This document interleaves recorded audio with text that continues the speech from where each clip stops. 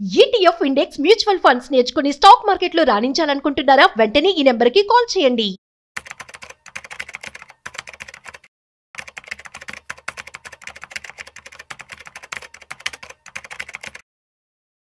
ఈ మధ్య credit risk funds Nifty కంటే ఎక్కువ జనరేట్ చేస్తూ ఉన్నాయి. అసలు క్రెడిట్ ఫండ్స్ ఇంత ఎక్కువ ఎలా జనరేట్ చేస్తూ ఉన్నాయి? సో ఈ విషయాలు కూడా మనతో చెప్పడానికి ఫైనాన్షియల్ ఎక్స్పర్ట్ సుందరామ్ రెడ్డి గారు ఉన్నారు. సో వారి మాటలో మరింత సమాచారం అడిగి తెలుసుకుందాం. హాయ్, హలో, నమస్తే, welcome to business buzz with Rajeev Pasupuleti on Suman TV. Hi sir, నమస్తే. యా సార్, ఈ మధ్య మనం చూస్తున్నట్టయితే క్రెడిట్ రిస్క్ ఫండ్స్ అనేవి నిఫ్టీ కంటే ఎక్కువ పర్ఫామ్ చేస్తూ ఉన్నాయి. అసలు ఎట్లా సాధ్యం అంటారు? బేసికల్ గా క్రెడిట్ రిస్క్ ఫండ్స్ అనేది డెట్ మ్యూచువల్ ఫండ్స్ అండి. అవి అంటే క్రెడిట్ రిస్క్ ఎక్కువ నాట్లో ఇన్వెస్ట్ చేస్తాయి. మామూలుగా అయితే త్రిబుల్ ఏ రేటింగ్ ఉందనుకోండి, క్రిసిల్ రేటింగ్ త్రిబుల్ ఏ ఉంటే అవి safe and more guarantee returns అని లెక్క అనమాట. అండ్ ఏఏ ఉందనుకోండి, అవి దాంట్లో రిస్క్ కొంచెం ఎక్కువ ఉన్నట్టు లెక్క అనమాట. అందుకని క్రెడిట్ రిస్క్ అంటే ఆ పదంలో ఉన్నట్టు క్రెడిట్ రిస్క్ లో ఉన్నాయి అనమాట. అంటే తక్కువ సేఫ్టీ ఉన్న క్రెడిట్ ఫండ్స్ అనమాట ఇవి, డెట్ ఫండ్స్ అనమాట ఇవి. ఇలాంటి వాటిలో ఇన్వెస్ట్ చేస్తే న్యాచురల్ కొంచెం ఎక్కువ రిటర్న్స్ వస్తాయి మామూలు వాటితో పోల్చుకుంటే. బేసికల్ ఇప్పుడు ఇండియాలో డెట్ ఫండ్స్ లో ఉండి నాకు 100% గ్యారంటీ కావాలి అనుకుంటే it's none other than the government of India equity గీయటం. మీరు ట్రెజరీ బిల్స్ కొన్నారనుకోండి, టీ బిల్స్ అలాంటివి, అది సాక్షాత్ గవర్నమెంట్ కి ఇచ్చేస్తున్నాం కాబట్టి ఇంకా డిఫాల్ట్ అవటం ఏమి ఉండదు కదా.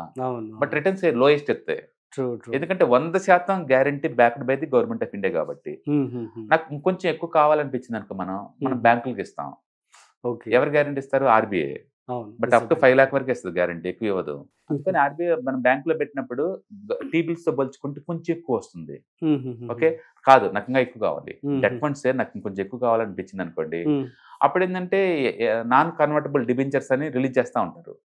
లైక్ పవర్ కంపెనీస్ ఉన్నాయి కదా, వాళ్ళు ఫ్రీక్వెన్సీగా డబ్బు కావాలి కదా వాళ్ళకి, వాళ్ళు లాంచ్ ఎన్టీపీసీ కావచ్చు, లేకపోతే పవర్ గ్రిడ్ కావచ్చు, పవర్ ఫైనాన్స్ కార్పొరేషన్ కావచ్చు, ఇలాంటి వాళ్ళు నిరంతరం ఈ నాన్ కన్వర్టబుల్ డిబెంచర్ లాంచ్ చేస్తూ ఉంటారు.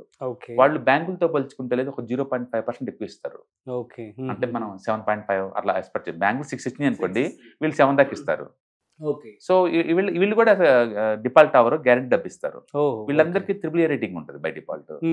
ఇక్కడ ఎక్కువ వస్తుంది. నాకు ఇంకా ఎక్కువ కావాలనిపించింది అనుకోండి, అప్పుడు ఏదైనా కంపెనీ అన్నోన్ కంపెనీలో లాంచ్ చేశారు అనుకోండి, వాళ్ళు డబ్బు కావాలనుకోండి, వాళ్ళు 9 దాకా ఇస్తారు.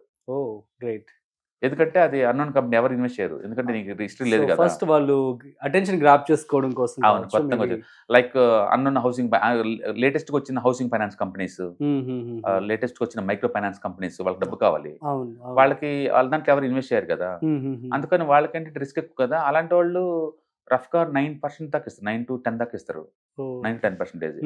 అంటే with in the debt funds, debt అంటేనే 1% క్యాపిటల్ గ్యారంటీ ఫండ్, వాటిలోనే గవర్నమెంట్ వాళ్ళ టీబీల దగ్గర నుంచి, అది 1 year 5 bond, 5 years bond, 10 years bond ఏదైనా కావచ్చు, గవర్నమెంట్ కి వడ్డీకి ఇచ్చే దగ్గర నుంచి అండ్ ప్రైవేట్ కంపెనీకి ఇచ్చే దగ్గరకి టోటల్ ప్రాసెస్ లో ఈ క్రెడిట్ రేటింగ్ కంపెనీస్ వాళ్ళు ఇచ్చిన రేటింగ్ బేస్ గా తీసుకొని మనకు అంత రిస్క్ మనం అనలైజ్ చేసుకుంటూ పోతాం అనమాట.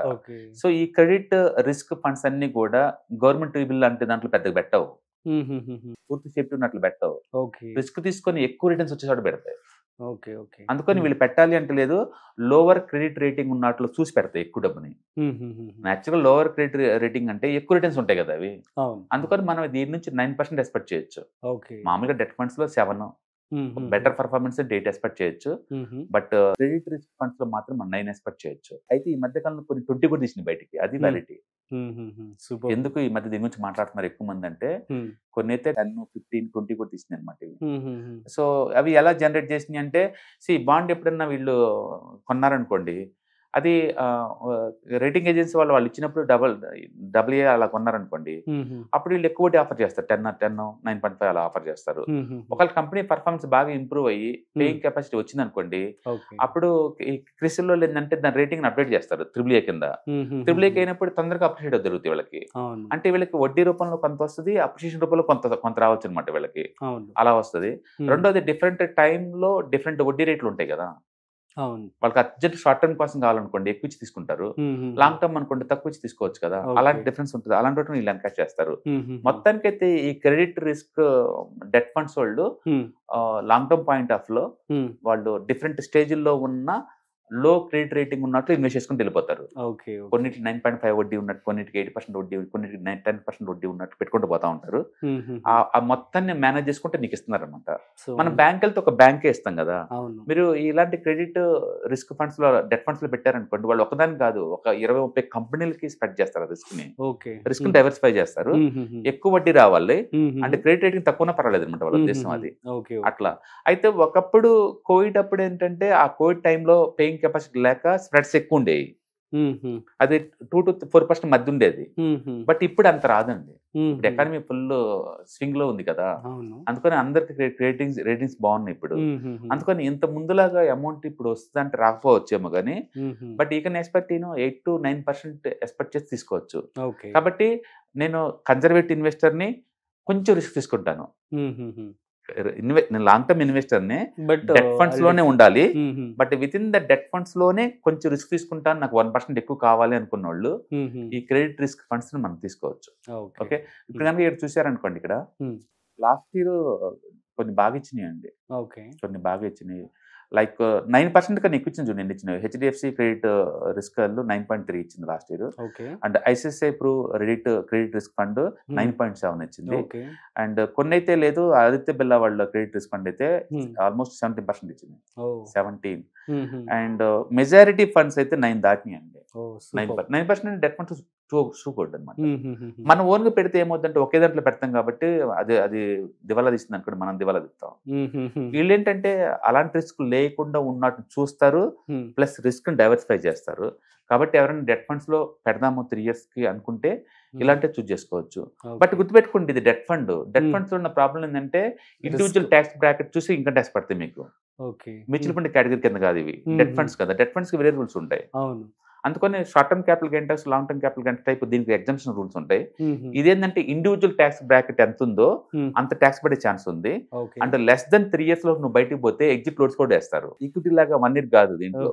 అందుకని మీరు 3 years లోపు బయటకు పోకుండా బెటర్ అనమాట. మీరు 1 year లో బయటకు పోతేనేమో 3% వేస్తారు పెనాల్టీ. 2 years లో బయటకు పోతే 2% వేస్తారు పెనాల్టీ.